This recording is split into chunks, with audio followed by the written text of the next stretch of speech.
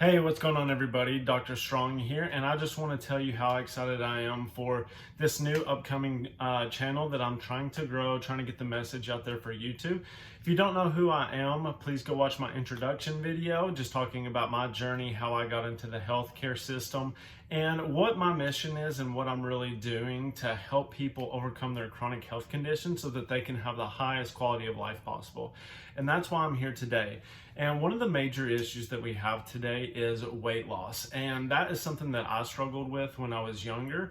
Really struggled with understanding what to eat, how to eat, and just basically the psychology that comes with eating. And one of the biggest aspects that I think that is underrated when it comes to weight loss is that you're taught that you need to eat less and exercise more. And I'm here to tell you that is actually not true. See, one of the things that causes you to retain fat is actually a hormone called estrogen and a hormone called cortisol. So there are two of them. So with this, what happens is that most of the day you're stressed out, you're overworking, you've got kids, you've got family, you've just got life in general. And what happens is if you're not eating appropriately, then what will happen is you'll secrete a hormone called cortisol, and this is your stress hormone. And everybody knows, everybody's stressed out, everybody has kind of like some issues going on. But what this does, it actually steals away from your sex hormones. It steals away from your testosterones and estrogens and progesterone. So it can actually cause issues with like your menstrual cycle, brain fog, fatigue. There are a multitude of things that it can cause if you're really struggling to kind of figure out what's going on with your body and why you're not losing the weight.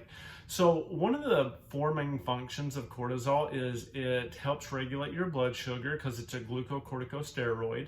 It helps fight inflammation. So a lot of these like arthritic type symptoms, or if you just have achy joints or you just feel achy all over, a lot of the times it can be due if you have suppressed cortisol, it's not going to regulate that appropriately. And you can feel really good when cortisol is pumping, but as soon as it crashes, that's when you start to feel tired.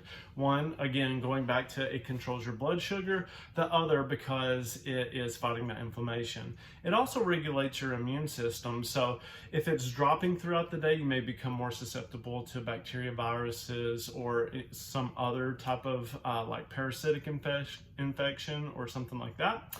And then the last one, it regulates your metabolism. And how does it do this? It does it through thyroid production. So cortisol will actually inhibit two thyroid hormones. It will inhibit TSH, and it will also inhibit your metabolically active T3, which is what gives you energy, what gives you life, what helps you lose the weight faster. Okay, so this is very important when you're looking at patients' cortisol patterns and you're looking at stress patterns, what is going on. So what can we do to help correct this? Well, one of the things that we can do is that we can actually eat 5 times a day. And I know that seems counterintuitive because most people think that you need to eat less to lose weight, but that's actually not true. What you need to do is you need to regulate your blood sugar so that your cortisol isn't spiking as high.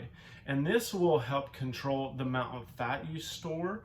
One, because if your cortisol is constantly going and your body senses that it's not getting blood glucose from your diet, then what it will do is it will actually down-regulate. And so what you'll do is you'll actually put more fat on, especially around the hips and the thighs. Now, I'm gonna put a little picture in here. And that picture can show you what the causes of glucocorticosteroids. I will actually put a link to that picture in the description of this video, so you can go there and check it out and see what all the causes are. And if you look at a lot of people today that are struggling with weight loss or they're struggling with their health, a lot of the times chronic cortisone shots or glucocorticosteroids can actually cause more issues than they can help. Of course, they may help in the short term, and yes, there are sometimes that they are needed, but they should not be relied upon for a chronic condition or over a long period of time. And then So going back to talking about cortisol and how that can affect, so it's going to downregulate your thyroid hormone eventually, and there are 3 stages to this. There's a stage 1 where you have extremely high cortisols. Most people, like, they feel good throughout the day, but then they're like crashing, or it's hard to get up and go in the morning, especially if you're not drinking coffee. I totally get it. There are days when I was doing my doctorate that I was just living off coffee and living off some type of caffeine to kind of get me through the day. And we can talk about that more in a later video. Most people are like, what? I have to come off caffeine? There are ways that you can get around it, but you have to be very careful about how it's affecting your blood sugar, about how it's affecting your neurotransmitters as well. So just kind of like a little caveat there. So some signs that you may have like a cortisol imbalance, and going back to like stage 2. Stage 2 is when you actually have like a normal cortisol rhythm, but we actually see lower level of DHEA in the system, which DHEA is a precursor to a lot of your sex hormones. So if people are having hormonal issues, a lot of the times it's coming due to their cortisol is called a cortisol steal, where cortisol is stealing away from the sex hormonal pathway. And that's causing a lot of issues that go hand in hand with hormones, because hormones affect everything from your brain function all the way down to your vascular function down in your little toes. So it has a wide array of control over your whole body, and it's imperative to know what that looks like and what issues it can cause, and if you have a hormonal imbalance. Stage 3 is when you have extremely depressed levels of cortisol. So this is when you don't feel like getting out of bed, you feel extremely fatigued all the time, and maybe you're just really struggling to fight off like you're having chronic inflammation. So that can look like osteoarthritis, inflammation in the knees or the joints, or the hands, the elbows, the shoulders, whatever it may be. And that can cause a lot of issues if you're not suppressing and you're not helping regulate that inflammation, because it can cause further damage on down the road.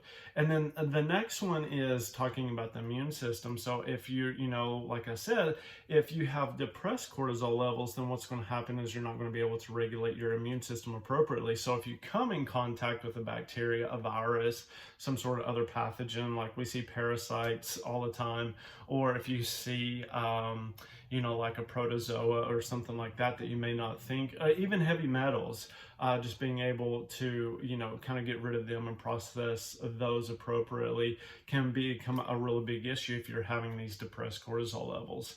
And then that's when your DHEA is just totally tanked too. So these are people who get diagnosed with like fibromyalgia or myasthenia gravis, which, that's like an autoimmune issue as well.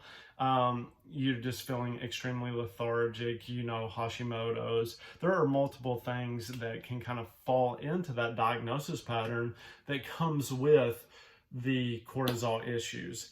And so that's why I am such a big proponent of learning about what cortisol does, what your stress hormones are doing, and how they can affect everything else. So if one of the ways that you can deal with this, like I was kind of alluding to earlier, is you can actually eat 5 times a day. That will help the blood sugar part of this. The second piece of advice that I would have is to remove any inflammatory foods or any inflammatory, like makeups or chemicals. Your water can be extremely inflammatory depending on the toxins and where you're at and what how it's being processed.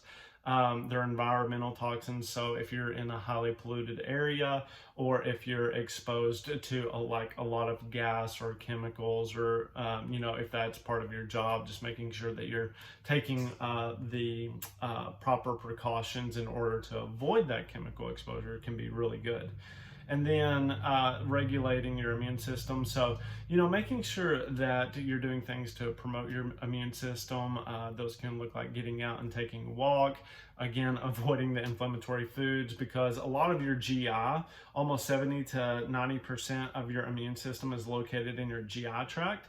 And that is why it could be causing you issues because if you're constantly eating inflammatory foods, then what it's going to do is going to break down your GI system so that your immune system is actually going to be downregulated in of itself. And the funny thing about cortisol is that high levels of cortisol will actually destroy your stomach lining and rob your stomach lining of glutamine, which causes leaky gut, dysbiosis. It causes a plethora of other issues that we see in the GI system that are very common. So GI ties greatly into like your overall health and your overall immune system. And something that you really need to think about is regulating your GI system, and then also making sure that you know, you're de-stressing, you're taking these stressors off of your body so that you're not constantly secreting cortisol, constantly breaking down your GI system, and so that you can live the life that you want to and have the highest quality of life as possible. So again, thank you for watching this video. If you haven't watched my introductory video, it should be maybe somewhere over here. I'm still learning all of this YouTube stuff. So just go check it out. You can learn a little bit about my story, how I've ended up here, how I've been able to help hundreds of people with their chronic health issues, and just how my mission is to give you the highest quality of life as possible. So please like and subscribe if you found this information very useful. There are other resources that you can find in the description of this video. And I hope you all have a great day. And please let me know other topics that you would like me to cover and how I can enlighten you just so you can be proactive towards your health. So thank you again. I really appreciate it. You all have a wonderful day. Bye-bye.